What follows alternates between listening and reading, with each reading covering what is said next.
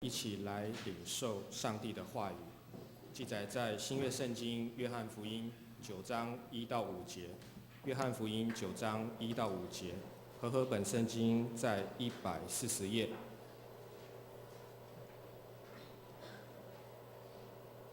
耶稣过去的时候，看见一个人生来是瞎眼的。门徒问耶稣说：“拉比，这人生来是瞎眼的，是谁犯了罪？是这人呢？是他父母呢？”耶稣回答说：“也不是这人犯了罪，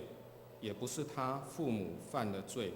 是要在他身上显出上帝的作为来。趁着白日，我们必须做那差我来者的工；黑夜将到，就没有人能做工了。我在世上的时候，是世上的光。”以上，今天要请手语教会博爱手语教会的吴信昌牧师来讲道。他要讲的信息是：神在生长者显出荣耀，神在生长者显出荣耀。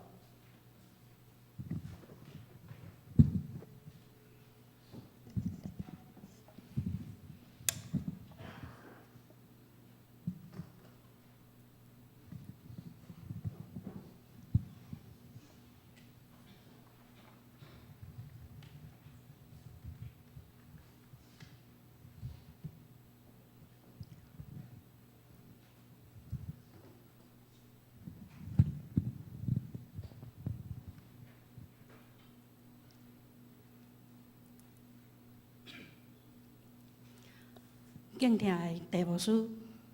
柯牧师、老团队、各位长子以及各位弟兄姐妹，大家平安。我感谢上帝，也谢谢我们桃园迦南教会，有今天让我们有这个机会能够来在这里，跟大家一起来敬拜上帝。那我也很高兴能够有这个机会在这里分享上帝的话语。今天早上的礼拜，我相信我们大家都会觉得很新鲜不一样。那虽然我们是用无声的手语来礼拜，跟我们迦南教会众弟兄姐妹所习惯的有声的礼拜，感觉是有些的不同，但在上帝的面前，不管是有声或无声的礼拜，却是一样的。因为这个也是上帝另一种奇妙的作为。今天我们就所读的这一段经文，我们来思考有关这一位生来就眼瞎的问题。当时耶稣的门徒，他看到这位生来就眼瞎的人，他们有引发一些问题讨论，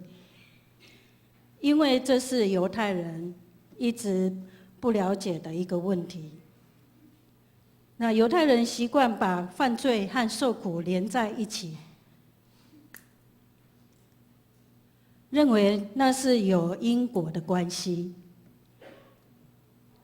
总认为一个人的残障受苦，一定是因为犯罪的结果。所以门徒他问耶稣说：“老师，这人生来是瞎眼的，那是谁犯了罪？是这人吗？还是他的父母呢？”其实在我们所生活的台湾这个大社会里面，也都有同样的这种观念，总是认为家里有残障者，可能是他们上辈子做了什么孽。我也曾听过有某一个教会，还有一位信徒，他也是一位聋哑者，那他的父母呢，却是眼瞎的。那他们生了3位儿女，除了这位聋哑者以外，其他的2位都是和我们一般的人和孩子一样，难道是他们本身犯了罪吗？我们聋哑者外表看起来和一般人是没有什么两样，但若表明我们是听不到、不能说话时，就会引来异样的眼光。接着而来的就会说：怎么会这样呢？看起来就没什么两样啊，怎么会听不到、不能讲话呢？难道是他们上辈子造了什么孽，或是父母犯了什么罪，使这个老天爷降灾祸在他们身上？看来好像是我们原生的家庭受了诅咒一样，但是在圣经旧约里面所记载的却不是这样。当耶和华上帝呼召摩西时，摩西和耶和华上帝有这样的一段对话。他说：主啊，我素日不是能言的人，就是从你对仆人说话以后也是这样。我本是拙口笨舌的。耶和华对他说：谁造人的口呢？谁使人口哑、耳聋、目明、眼瞎呢？岂不是我耶和华吗？这是记载在出埃及记4章10到11节。从这里我们可以看到，生下来就是身障的人，是在上帝神圣的旨意下，并不是因为他的生身父母或是他本人犯了什么罪，或造了什么孽。2008年12月，广青基金会曾经有放映一部有关残障者生活的纪录影片。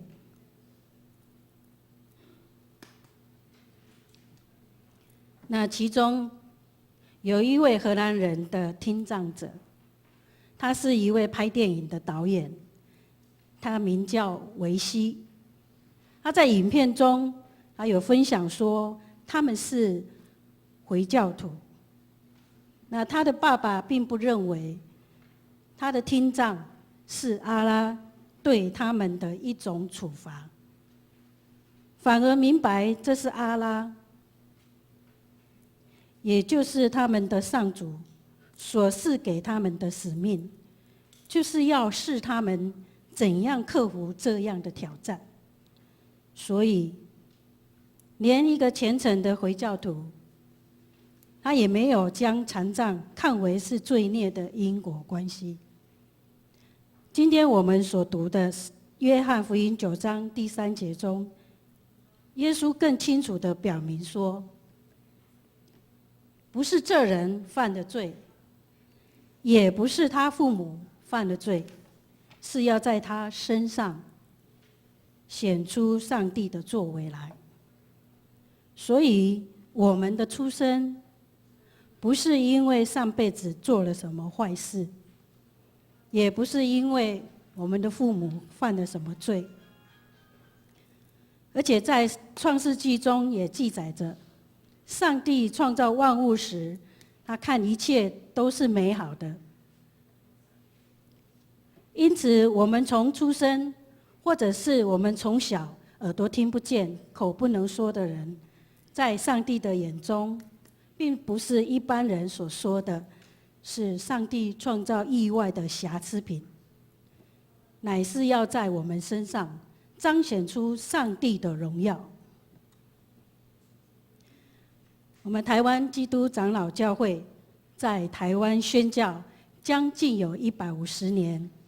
也设立了1250多间教会。感谢主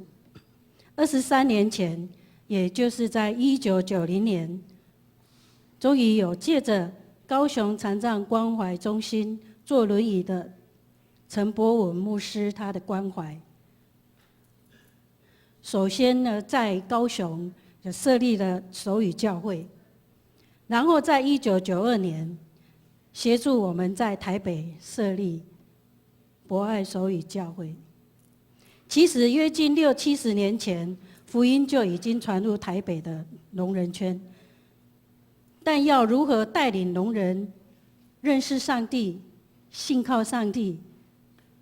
对我本身也是一位聋人而言，那也是一大的挑战。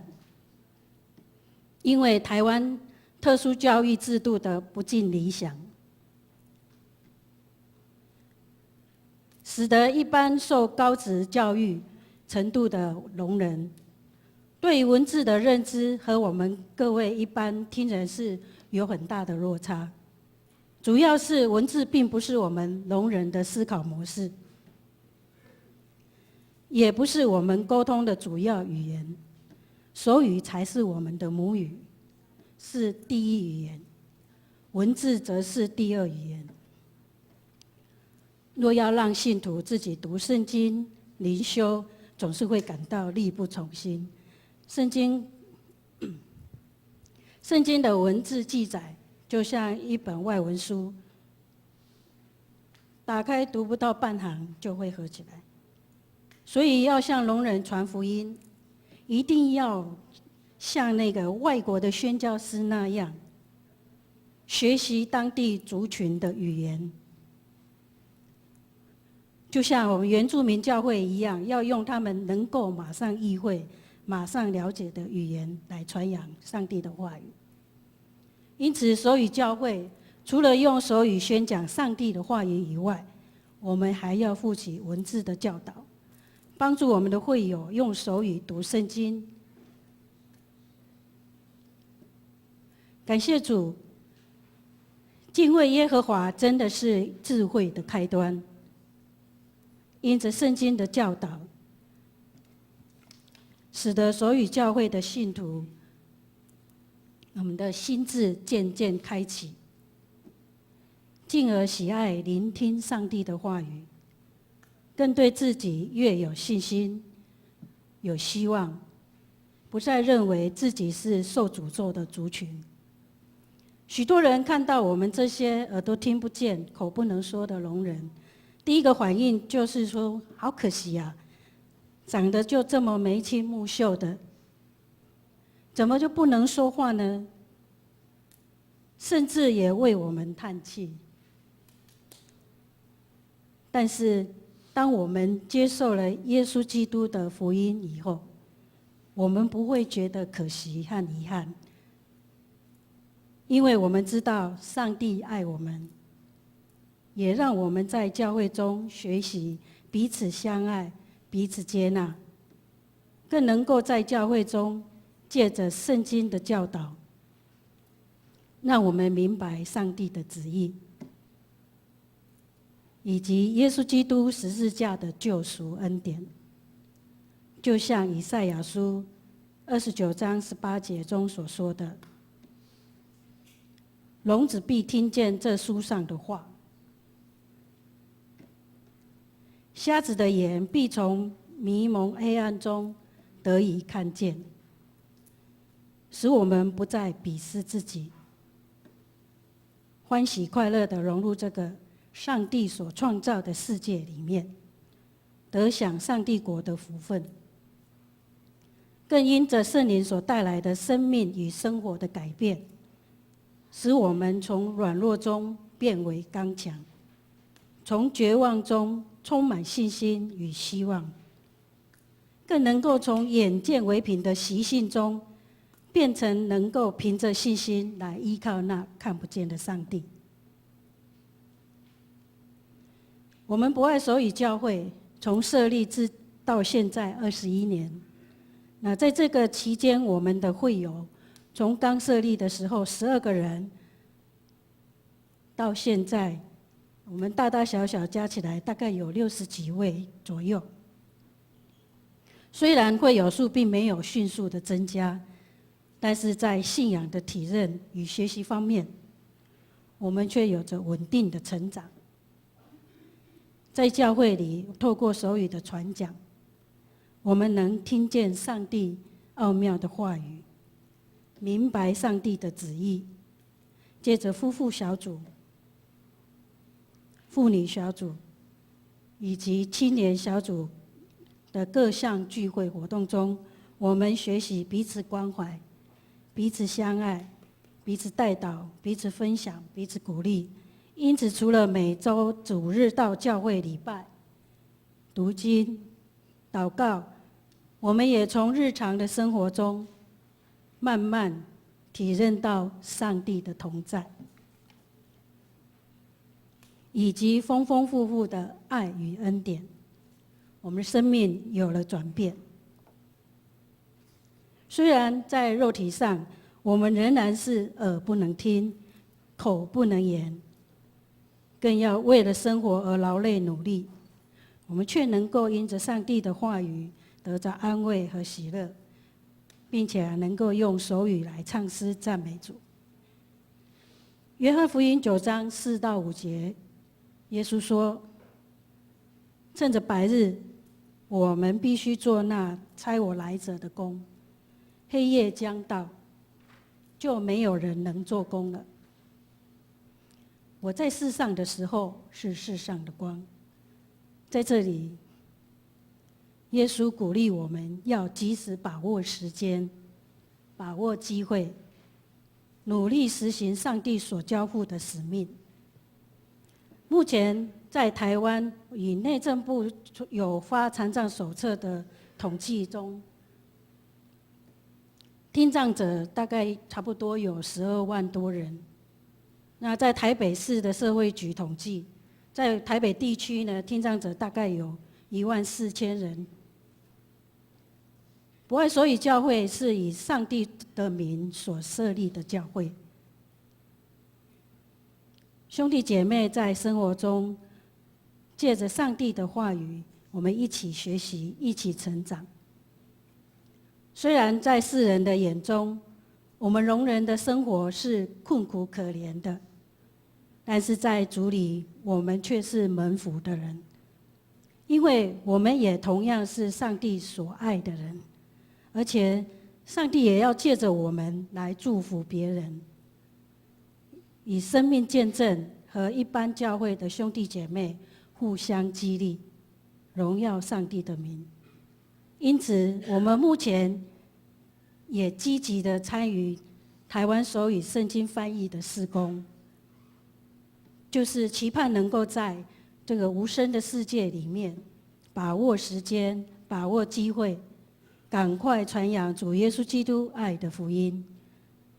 并透过影像版的手语圣经，来帮助聋人阅读上帝的话，也印证旧约以赛亚书35章5到6节所说的：那时瞎子的眼必睁开，聋子的耳必开通，那时瘸子必跳跃向路，哑巴的舌头必能歌唱。最后，我要再强调一点，在圣经创世纪中，上帝的创造原是美好的，也蕴含着丰盛的祝福。这是需要我们人的信心与顺服，才能彰显出上帝的荣耀。当耶稣在马太福音25章40节中说：你们既坐在我这弟兄中一个最小的身上，就坐在我身上了。我想这句话也蕴含着无比的祝福。所以当我们得着上帝恩典的时候，我们更要努力地将上帝在我们身上的赐福分享给那些还未信主的人中间。让我们一起低头祷告。爱我们的天父上帝，我们感谢你的救恩临到我们这一群原本被认为是受诅咒没有希望的听障者身上，让我们也能够和一般的弟兄姐妹们一同在主你的面前，用有声和无声的方式礼拜赞美你。因着你的爱，使我们聋哑的心灵得以开启通达，充满信心和喜乐，用口用手来颂扬上帝你的名为圣。我们也恳求天父上帝，你的爱和恩典充满在我们每一个人的身上，并且大大赐福在迦南教会的牧师团、长子及全体的众弟兄姐妹们的身上，加添他们力量，在所立的桃园地区，把握时间，把握机会，宣扬主耶稣基督救赎的福音，荣耀主的名，奉主耶稣基督的名，阿们。